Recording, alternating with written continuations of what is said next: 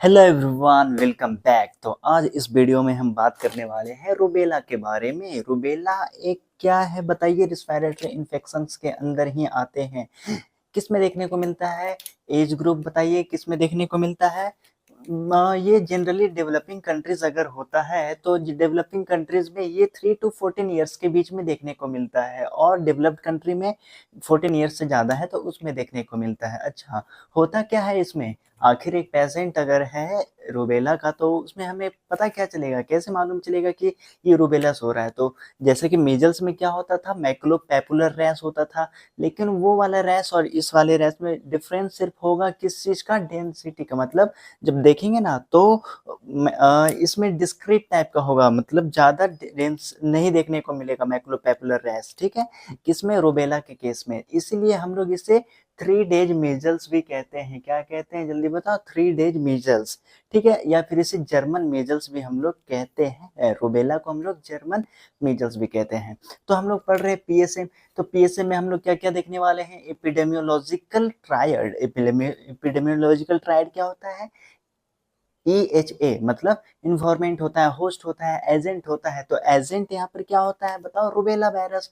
Rubella virus कैसा होता है? Single stranded negative sense RNA virus. और इसका फैमिली क्या होता है? टेगो वायरस। नहीं लिखा हुआ है, यहाँ पर लिख देना चाहिए था, टेगो वायरस फैमिली होता है। अच्छा, तो आखिर रूबेला हो गया, ठीक है? तो ये फैलता कैसे है, मतलब ट्रांसमिशन कैसे होता है? तो इसका ट्रांसमिशन जो होता है वो ड्रॉपलेट न्यूक्लियाई के थ्रू होता है। यहाँ पर देखो, ड्रॉपलेट के थ्रू होता है, मतलब direct mode of the transmission होता है। अच्छा, इस तरीके से फैलता है। तो मतलब हम कह सकते हैं कि सोर्स ऑफ इन्फेक्शन क्या है? सोर्स ऑफ इन्फेक्शन कहने का मतलब, एक रूबेला का पेशेंट आया, मैं नॉर्मल हेल्दी पर्सन हूँ, ठीक है? तो वो आदमी क्या करेगा? स्नीज करेगा, ठीक है ना? ड्रॉपलेट उसका मेरे में चला जाएगा तो मैं भी इन्फेक्शन हो जाऊंगा। मतलब कि सोर्स ऑफ इन्फेक्शन क्या है? या तो केस होना चाहिए, आदमी सफर कर रहा हो रूबेला से तो केस ऑफ द रूबेला हो, या फिर सब क्लिनिकल केस चाहे एसिम्प्टोमेटिक केस हो। अच्छा, इसका इंक्यूबेशन पीरियड कितना होता है?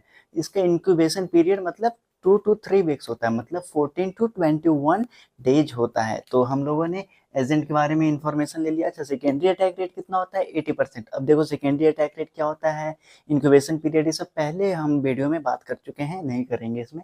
होस्ट क्या क्या होते हैं? इन्वायरमेंट। किस इन्वायरमेंट की बात कर लेते हैं? मतलब ये देखने को मिलता है कॉमनली किस में बताओ? It is commonly seen in किस सीजन में? विंटर और ईयरली स्प्रिंग जो होता है उसमें देखने को मिलता है। यहाँ तक है बात क्लियर, कोई शक वाली बात नहीं।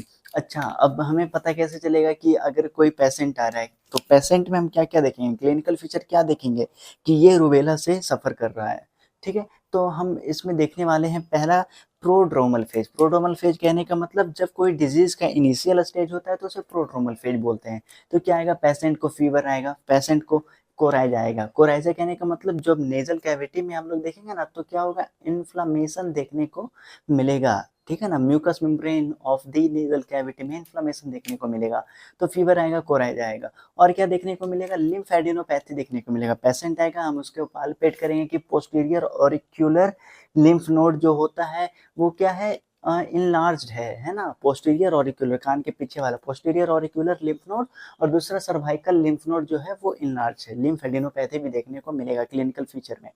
और क्या देखने को मिलेगा? वही मैकुलोपैपुलर रैश देखने को मिलेगा, नॉन कन्फ्लुएंट टाइप, डिस्क्रीट टाइप का, है ना? और मैकुलोपैपुलर रैश मतलब 25% केस जो होता है ना रूबेला में, उसमें देखने को नहीं मिलता है रैश। यहाँ पर मैंने सब चीज लिख दे रखा है, ठीक है? ये हो गया, डिस्कस हो गया। अब डायग्नोसिस कैसे करेंगे भाई? चलो, डायग्नोसिस क्या है? रूबेला वायरस हो रहा है तो रूबेला वायरस का आइसोलेशन कर लो, सिंपल, ठीक है? इस तरीके से। या फिर उसके सीरम में, पेशेंट है, पेशेंट का हम क्या करेंगे? सीरम में एंटीबॉडीज चेक करेंगे। क्या लेंगे? 2 टाइटर लेंगे 10 दिन बाद। एक टाइटर अभी ले लिए, दूसरे, मतलब समझ रहे हो? एक सैंपल अभी ले लिए, नेक्स्ट सैंपल 10 दिन बाद लेंगे, ठीक है? ठीक है। और उसमें हम लोग अगर पता चला कि अच्छा इसमें इम्यूनोग्लोबुलिन एम पाया जा रहा है जो कि स्पेसिफिक रूबेला वायरस के अगेंस्ट बना है, वो टेस्ट होते हैं लेबोरेटरी डायग्नोसिस पर। तुम्हें इतना याद रखो कि 2 सैंपल लिए हैं ना, ठीक है? 10 दिन के बाद लेना है, और उसमें हमको अगर IgM मिल गया अगेंस्ट द रूबेला तो मतलब वो हमें डायग्नोसिस हो जाएगा कि अच्छा ये सफ़र कर रहा है। या फिर दूसरा तरीका ELISA करवा लो, इम्यूनो लिंक्ड एंजाइम सॉर्बेंटेज, जिसमें हम लोग क्या करेंगे, एंटीबॉडीज़ का डिटेक्शन करेंगे। ठीक है, एंटीबॉडीज़ का डिटेक्शन करेंगे। अच्छा, अगर एंटीबॉडीज़ IgG पाया जा रहा है, इसका मतलब हम क्या कंक्लूड करते हैं, देखो एक कर्व होता था, याद आ रहा है कुछ ऐसा, मतलब एक IgM होता था, IgG होता था, है ना, एनाफिलेक्टिक शॉक रिएक्शन ऐसा कुछ होता था, याद आ रहा है, छोड़ो।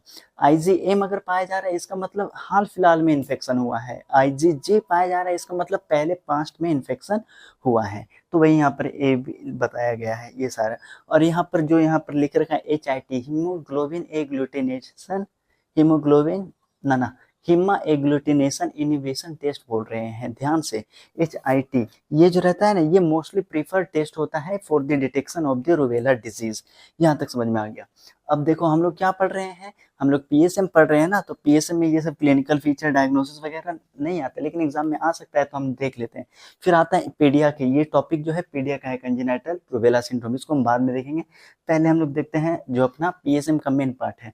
तो रूबेला को एलिमिनेट करने के लिए, अब देखो एलिमिनेशन का डेफिनेशन मालूम होना चाहिए, एलिमिनेशन कहने का मतलब, इराडिकेशन कहने का मतलब, है ना, इन सब का डेफिनेशन मालूम होना चाहिए, मैं यहाँ पर नहीं बता रहा।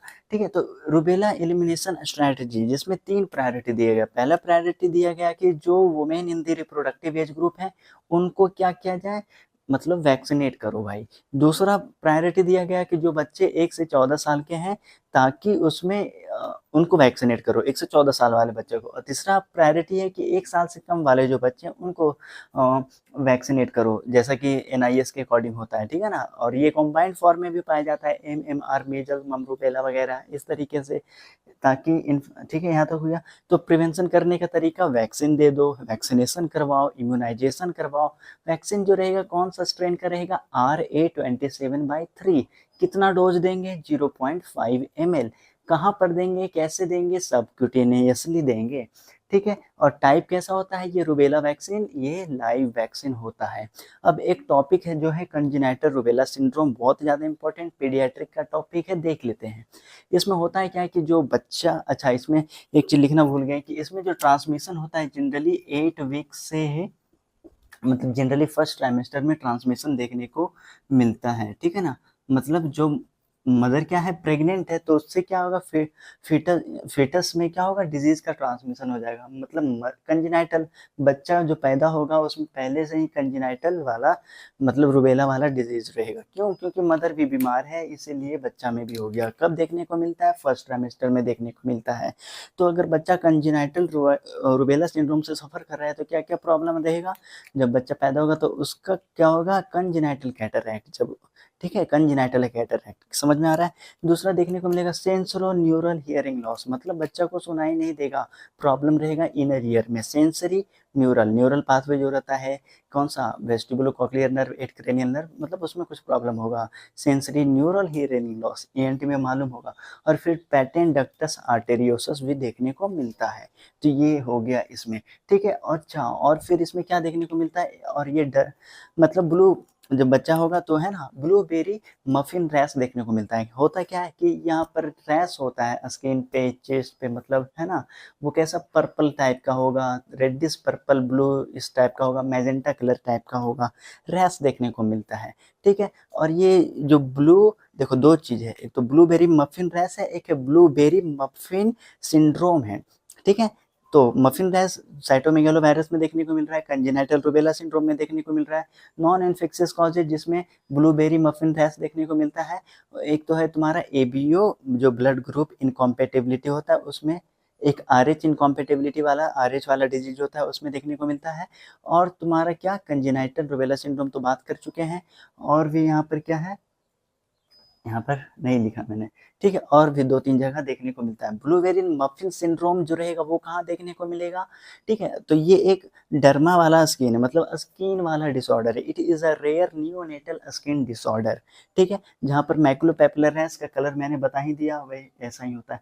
और फिर 4 सिमर स्पॉट, यह स्पॉट जो रहता है क्या होता है, सॉफ्ट पैलेट होता है ना, वहाँ पर डिस्क्रीट, अब देखो इनका इमेज देखना पड़ेगा तभी तुम्हें समझ में आएगा कि आखिर ये मैकुलोपैपुलर रैश कैसा होता है, ये ब्लूबेरी मफिन रैस कैसा होता है, ठीक है, इसका इमेज देखना पड़ेगा। व्हाइट बोर्ड पे तो हम बता नहीं सकते। और फिर फोर्सिमर स्पॉट देखने में कैसा होता है, बस अभी तो याद करोगे इतना कि डिस्क्रीट रोज कलर्ड स्पॉट होता है, ठीक है।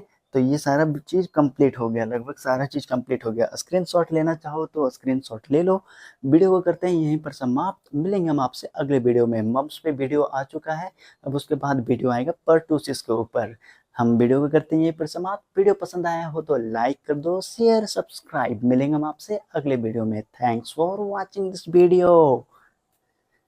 स्क्रीनशॉट ले लो, चलो 1 2 3 4 5 ले लिया।